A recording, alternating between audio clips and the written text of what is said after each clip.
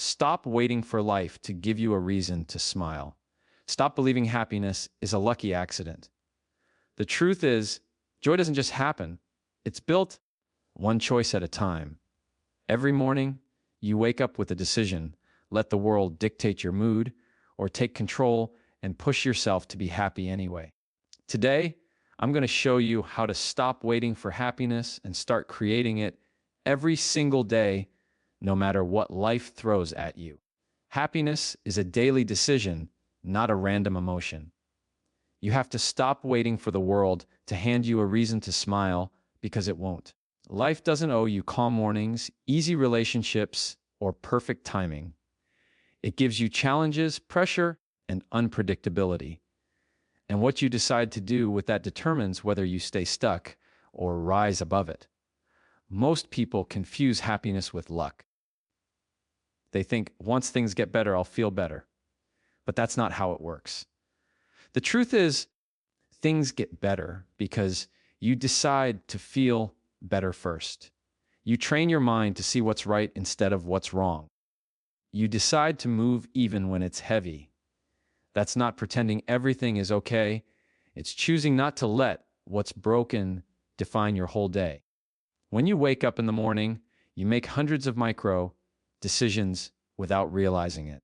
Whether you check your phone before saying thank you for another day, whether you focus on what's missing instead of what's present, whether you start with chaos or with calm, happiness is hidden in those choices. It's not about forcing a fake smile. It's about building an internal standard. You don't wait for a perfect day. You create a better one by showing up with a better attitude. And that's what separates people who just exist from those who truly live. Because people who live don't wait for a good day. They decide to make one. You see, emotions are natural, but they're not always honest. Your feelings can trick you into believing that your situation controls your state of mind. But the truth is, happiness is a choice that stands against circumstances. It's you saying, even though life isn't perfect right now, I can still find something good in today. That's a power move. It's reclaiming control over your own experience. Most of the time, it's not the event that hurts us. It's the story we tell ourselves about it. You can take the same situation and find peace or pain depending on how you decide to interpret it. That's the daily decision. What story are you going to feed? There are mornings where you don't want to get up, where you feel the weight of the world before your feet even touch the ground. Those are the days that test whether happiness is just an idea for you or a lifestyle. Because when it's a lifestyle, it doesn't depend on comfort. It depends on character. Happiness is not about pretending the pain isn't there. It's about reminding yourself that the pain won't last forever. You push yourself to think, I've made it through worse. I can handle today. That mindset doesn't come naturally. It comes from repetition. Just like going to the gym strengthens your muscles, pushing yourself to choose joy strengthens your mind. There's this misconception that happy people have fewer problems. They don't. They just don't let their problems dictate their peace. They respond differently. They slow down before reacting. They ask, what can I control right now? Instead of drowning in what they can't. They build habits that protect their mental space. Things like gratitude, silence, perspective, and boundaries. And those habits are the quiet proof that happiness is built, not found. You don't stumble into a joyful life. You construct it piece by piece through small, consistent decisions that align with who you want to be, not what you're feeling in the moment. When you start making that choice daily, you'll notice something powerful. Your threshold for negativity gets higher. What used to throw you off doesn't hit the same way anymore. Because happiness isn't about removing pain, it's about developing resilience. It's about having enough inner strength to say, this moment doesn't define me. You stop looking for happiness in people, validation, or outcomes. You realize those things are temporary, and your peace shouldn't depend on anything temporary. You become rooted in your own mindset. That's what growth feels like. It's not loud or dramatic. It's subtle and strong, the kind of calm that can't be taken away easily. The hardest part about choosing happiness every day is that it requires you to challenge your default settings. The brain naturally looks for what's wrong because that's how it's wired for survival. But living isn't about survival, it's about expansion. So you have to retrain your mind to focus differently, to find small wins, to acknowledge effort, to celebrate progress even when it's imperfect. Every time you choose to see the good, you're rewiring your brain. You're teaching it that not everything deserves a negative reaction. That discipline builds emotional stability, and emotional stability is the foundation for real happiness. There's also something freeing about knowing that happiness is your responsibility. Because if it's yours to choose, then no one can take it from you. People can disappoint you, life can test you, but your attitude is still your own. You're not powerless. That's where true freedom lies, in realizing you don't have to wait for external peace to feel internal joy. You can wake up, look around, and say, maybe it's not perfect, but I'm grateful for what I do have. Gratitude doesn't ignore struggle. It gives you perspective to survive it. It shifts your focus from scarcity to sufficiency.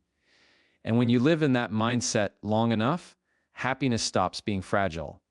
It becomes a habit, a reflex. The people who seem genuinely happy aren't always the ones with the easiest lives. They're the ones who take ownership of their mindset. They don't let bad days define their identity. They remind themselves that happiness isn't a finish line, it's a decision you make while running the race. That's why the phrase, push yourself, matters so much, because happiness takes effort. It's not passive. You have to work for it when your mind tells you to quit. You have to seek it when your circumstances give you every reason not to. And when you practice that long enough, you start to notice small shifts. The mornings feel lighter, the noise around you feels quieter, and your inner dialogue starts to sound more like a friend than a critic. That's the real meaning of happiness being a daily decision. It's not about chasing constant joy. It's about choosing alignment, aligning your thoughts with peace, your actions with gratitude, your focus with purpose. Some days that choice will come easy. Other days, it will feel like lifting emotional weights. But those are the days that shape you the most. Because happiness doesn't grow in comfort, it grows in resistance. It grows in the decision to stay grounded when everything else is shaking. It grows when you say, I can't control everything, but I can control me. And that quiet choice, made over and over again, becomes your strength. Discipline creates the space where joy can grow. You can't be happy in a life that's out of control. You can't find peace when your habits keep you stuck in chaos. Happiness doesn't come from doing whatever you feel like. It comes from doing what's right for you, even when you don't feel like it. Discipline is what gives your happiness roots. It's the structure that holds your emotions steady when life gets unpredictable. Without it, you drift from one temporary high to another, always chasing moments instead of creating meaning. Discipline gives you something to build on. It's the quiet commitment that says, I want to feel good tomorrow more than I want to escape today. When people think of discipline, they often think of restriction. But real discipline isn't about limitation. It's about liberation. It's about freeing yourself from the trap of your impulses, your excuses, and your distractions. You set boundaries with yourself not because you want to live less, but because you want to live better. When you decide to eat clean, to get up early, to put your phone down, or to walk away from negativity, you're not depriving yourself, you're protecting your peace. That's how discipline creates the space for happiness to exist. because happiness can't grow in clutter. It needs order, clarity, and intention. Think about your mind like a room. When it's filled with noise, chaos, and unfinished business, there's no room for calm. Discipline is how you clean that room. It's how you create mental space for gratitude, joy, and focus. When you start keeping promises to yourself, small ones, like waking up on time or finishing what you start, you're training your brain to trust you. And trust is where self-respect begins. You stop feeling like a victim of your own life. You start realizing that your peace is a product of your consistency. Happiness begins to show up not because everything's easy, but because you're proud of who you're becoming. Discipline teaches you patience. It teaches you that not every reward comes instantly, and that waiting isn't suffering, it's growing. When you discipline your emotions, you stop reacting to every inconvenience like it's a crisis. You learn to breathe through it, to observe instead of explode. That self-control is emotional wealth, because most unhappiness doesn't come from what happens to us. It comes from how we respond to it. Discipline gives you the power to pause, to think, and to choose your peace over your pride. It's the moment you realize that silence can be stronger than shouting, that walking away can be braver than winning, and that calmness can be louder than chaos. There's also something deeply satisfying about being disciplined in your goals. You start to feel a different kind of happiness, the kind that comes from progress, not comfort. Every time you choose to show up instead of give up, your confidence grows. You stop chasing motivation and start relying on discipline. Motivation gets you started, but discipline keeps you going when motivation disappears. It's the bridge between your intention and your results. And that's where joy lies, in the space between effort and achievement. Because happiness is not just about feeling good, it's about knowing you're living in alignment with who you want to be. The hardest part of discipline is consistency. Anyone can be focused for a day, but discipline demands you to show up when no one's watching. It's those small, invisible moments that shape your emotional world. You go to bed instead of scrolling for another hour. You say no to drama. You finish the task you said you would. You choose progress over pleasure. Those moments may seem small, but they compound over time. Slowly, you build a sense of control over your life. And with control comes peace. You're not constantly reacting to life, you're directing it. That's what creates sustainable happiness. When you lack discipline, life feels heavier. You're constantly putting out fires that your own habits started. You're always catching up, always behind, and that creates anxiety. But when you live with discipline, life simplifies. You know what matters and you know what doesn't. You stop wasting energy on things that drain you. You start investing it into things that feed your soul. That's why disciplined people seem calmer, not because they have fewer problems, but because they've built systems that protect their peace. They don't let every emotion dictate their day. They lead themselves with intention. There's a peace that comes from doing what you said you would do. It's quiet, but powerful. It's looking in the mirror and knowing you kept your word to yourself. That kind of integrity fuels happiness because it removes guilt, procrastination, and regret. 3 of the biggest happiness killers. Discipline replaces those with pride, purpose, and progress. You no longer depend on other people to make you feel good because your own habits are giving you that sense of fulfillment. You start realizing that peace doesn't require perfection. It requires responsibility. It's also important to understand that discipline doesn't mean you never fall off track. It means when you do, you don't stay down. You get back up faster because you know your direction. You've built habits that pull you back into alignment. Discipline gives you a safety net. It keeps you from spiraling. You can have a bad day without letting it become a bad week. You can feel lost without losing yourself. That's the power of having structure in your mind and in your routine. It keeps your emotions from running the show. Eventually, discipline becomes second nature. It stops feeling like effort and starts feeling like freedom. You begin to crave the peace that comes from order. You realize that real happiness doesn't come from doing what's easy. It comes from doing what's meaningful. The more disciplined you become, the more energy you have to enjoy life. You stop wasting time on things that don't serve you. You stop tolerating chaos disguised as fun. You build a life that feels lighter because it's built on purpose. And that's the quiet truth. Discipline isn't about punishment. It's about choosing long-term peace over short-term pleasure, choosing consistency over chaos, and choosing growth over comfort. Gratitude is the reset button for your mindset.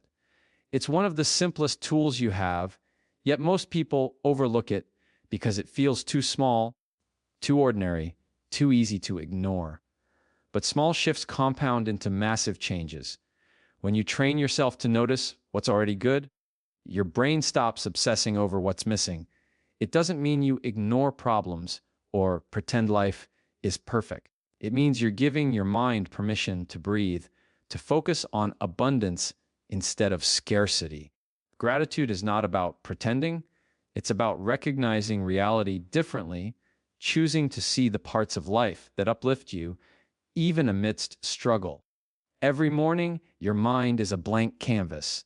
You can start by focusing on what you have, your health, your family, your opportunities, your small wins from yesterday. Even the act of saying, thank you, for one thing can start a chain reaction in your brain. It signals to yourself that life is not against you, that you are not powerless, and that there is already good to build upon. That shift, no matter how small, reprograms your emotional responses. Suddenly, setbacks feel less devastating, criticism feels less personal, and challenges feel like opportunities rather than threats. Gratitude works because it changes your focus. Your brain has a natural tendency to focus on problems. It's wired to survive by noticing threats. But survival thinking does not create joy. It creates stress. Gratitude interrupts that pattern. It reminds your brain to scan for what's working, to acknowledge effort, to notice beauty. It's a conscious override of negativity. And like any habit, the more you practice it, the stronger it becomes. You start noticing more things to be grateful for without even trying, and your perspective shifts from constant dissatisfaction to quiet contentment. It's important to make gratitude tangible. Write down 3 things you are grateful for each day. Say thank you to people who make a difference, even in small ways. Notice moments that bring you joy, a warm cup of coffee, a smile from a stranger, a quiet evening. These little acknowledgments accumulate over time, rewiring your emotional baseline. Your mood stops depending on external circumstances because you've learned to generate positivity internally. You start to realize that happiness is not something the world gives you. It's something you cultivate by focusing on the good you already have. Gratitude also strengthens your relationships. When you express appreciation to others, you reinforce positive connections. People respond to recognition, and your acknowledgement of their efforts creates a cycle of positivity. You start seeing the value in your social circle, which in turn lifts your spirits. Relationships are one of the most reliable sources of happiness, and gratitude is the lubricant that keeps them strong. Without it, interactions become transactional or tense. With it, they become supportive, nourishing, and joy-generating. Another powerful aspect of gratitude is its ability to reduce comparison. When you focus on what you already have, you stop obsessing over what you lack. You stop measuring yourself against someone else's highlight reel. You stop letting envy erode your peace. Comparison is a thief of joy, and gratitude locks the door. By appreciating your own journey and your own progress, you reclaim emotional sovereignty. You begin to measure success not by other standards, but by the alignment between your life and your values. gratitude is also deeply linked to resilience. Life will test you, you will face disappointments, failures, and heartbreak. But a mind trained in gratitude can withstand those blows more gracefully. When things go wrong, gratitude gives you perspective. It reminds you that you have survived before and that you can survive again. It reminds you of the support, the resources, the small victories that still exist, even in hardship. This perspective doesn't erase pain, but it softens it, allowing you to respond with calm, clarity, and courage rather than despair. The practice of gratitude should be intentional. It requires you to slow down, reflect, and notice what is often overlooked. It demands awareness and honesty. It asks you to see the beauty in the ordinary and to value the ordinary in your life. And when you consistently practice it, gratitude becomes a lens through which you experience the world. Your attention naturally shifts from what's wrong to what's right. You start seeing possibilities where before there was doubt. You start appreciating people where before there was indifference. You start feeling joy where before there was numbness. Gratitude doesn't just change your mind, it changes your physiology. Studies show that practicing gratitude lowers stress hormones, improves sleep, strengthens the immune system, and enhances overall well-being. The simple act of reflecting on what you're thankful for has a measurable impact on your body, which then reinforces your emotional resilience. It's a feedback loop. Mental positivity strengthens your body, and bodily well-being strengthens your mind. This is why gratitude isn't just an emotional tool, it's a survival skill, a strategy for thriving, not just surviving. When life feels overwhelming, gratitude is the anchor that brings you back to the present moment. It pulls your attention away from what's beyond your control and refocuses it on what you can appreciate.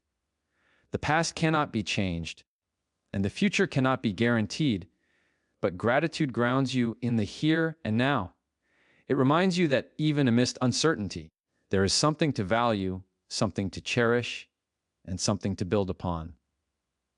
That grounding is essential for sustained happiness because it creates stability in a world that is anything but stable. Ultimately, gratitude is not about perfection. It's not about pretending life is flawless. It's about choosing to notice, acknowledge, and amplify the good that exists alongside the bad. Happiness is not the absence of difficulty, it is the presence of perspective. Gratitude gives you that perspective. It trains your mind to see light in shadows, lessons in struggles, and opportunities in setbacks. It transforms ordinary moments into sources of joy.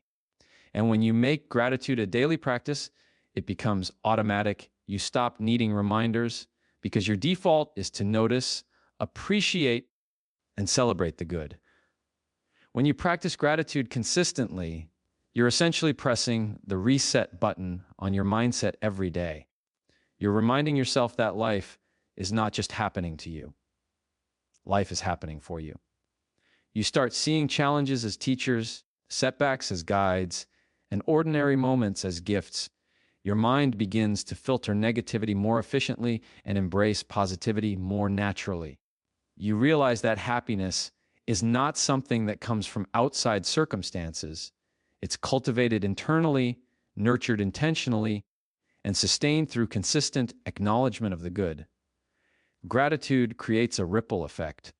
When you are thankful, your mood improves, your energy improves, your interactions improve, and your outlook on life improves.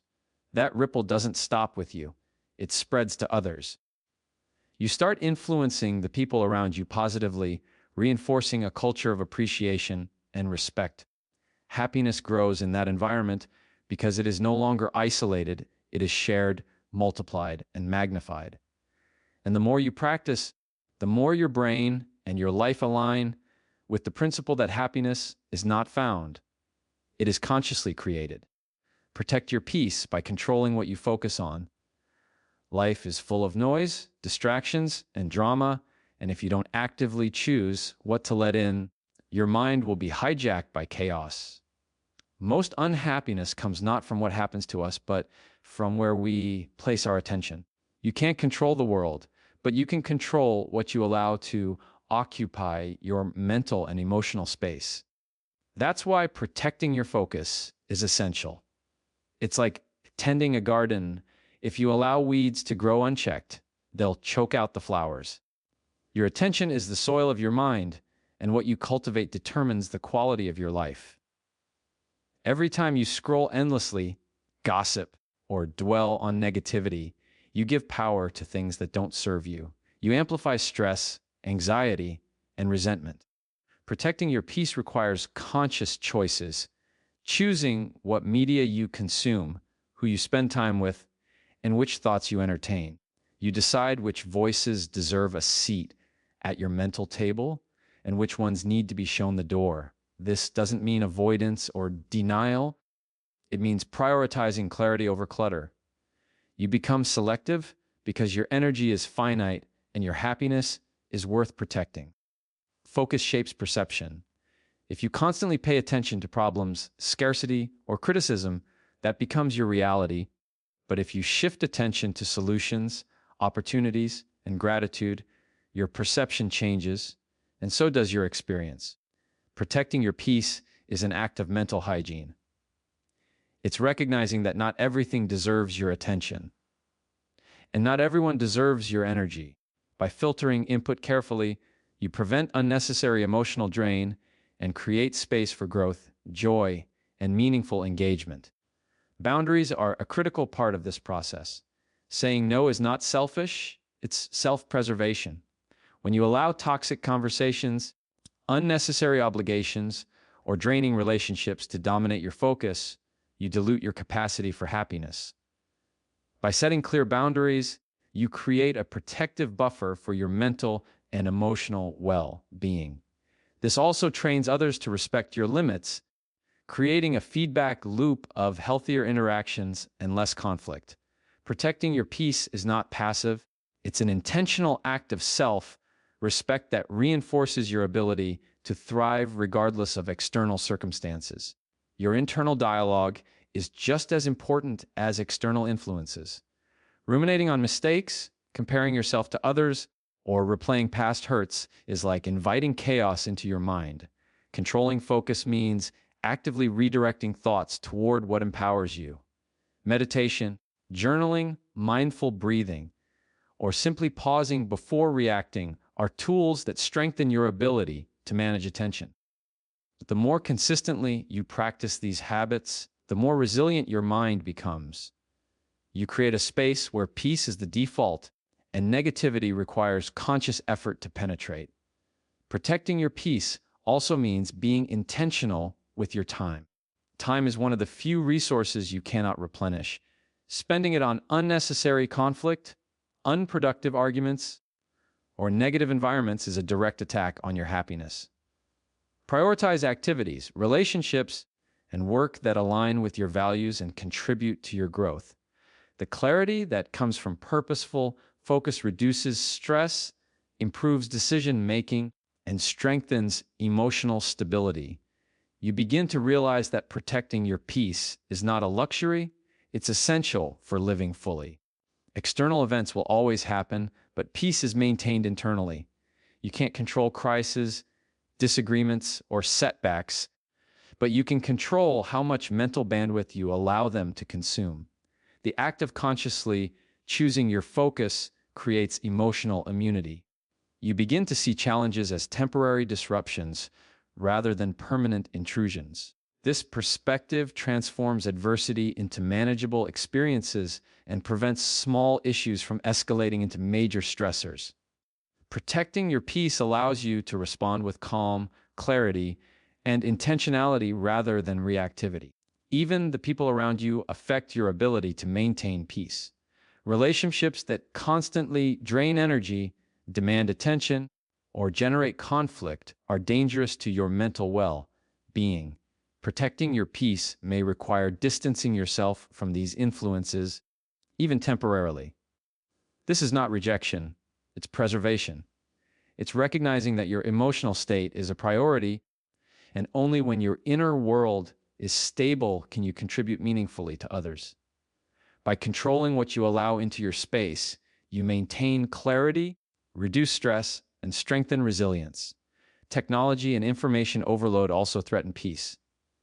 Constant notifications, news cycles, and social media comparisons create unnecessary anxiety. Protecting focus means managing digital consumption. Choosing when and how to engage online allows you to maintain control over your emotions. Limiting exposure to negativity, sensationalism, or content that doesn't serve you creates mental breathing room. This conscious filtering ensures your energy is directed toward meaningful engagement rather than reactive distraction. In the end, protecting your peace is an ongoing practice. It's not a one-time act, but a daily commitment to prioritize clarity, calm, and intention. Every decision about where to place your attention, how to respond to stimuli, and which relationships to nurture or limit contributes to your emotional environment. By controlling focus, you reinforce boundaries, reduce stress, and cultivate inner stability. Peace becomes a habit, not a circumstance, and happiness becomes less about what life throws at you and more about how you choose to navigate it.